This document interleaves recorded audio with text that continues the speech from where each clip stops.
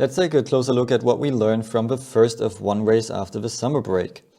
Again, we should take a step back and appreciate what we currently have. We saw an extremely tight field on a traditional track which was upgraded recently and offered an entertaining race, although it's hard to overtake here. Through the practice sessions, Norris was the fastest driver, but again, Piastri delivered when it mattered, in the qualifying.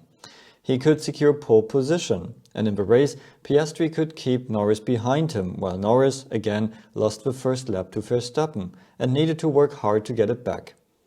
Later in the race, an oil leak on the chassis side meant that Norris had to retire the car.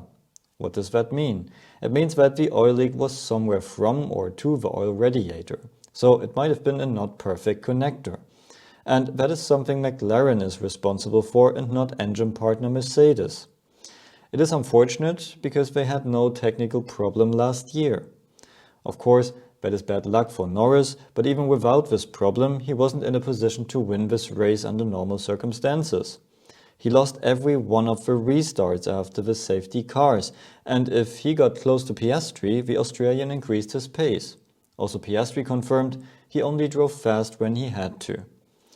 If you have 3 restarts in a race, it's also hard to come up with a new strategy every time about when to accelerate, but Piastri could manage this. So now Norris is 34 points behind, and that's hard to catch up if your teammate is always on the podium. Another point is that Zandvoort's 2024 was a Norris show, a demonstration of his skills, and this year Piastri beat him.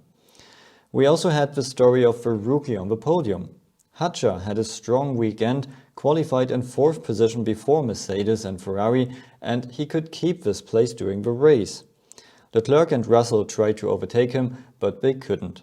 Great thing is, Hadjar didn't make any mistakes, so let's hope that he won't be pulled into Red Bull too soon. Racing Bulls also need him to score points in their battle for 5th position in the Constructors' Championship. At Red Bull, he couldn't change things anymore, and there is a high risk that he would experience the same fate as other Red Bull drivers before him. Next year that might be a different story, because the cars are very different, so the characteristics of the car will change as well.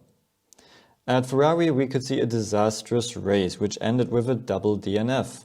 Hamilton is not on top of the game right now, had spins during the practice sessions, crashed out in the race because of a mistake, and even got penalized for speeding into the grid formation, a special Zandvoort rule which was explained to the drivers during their briefing.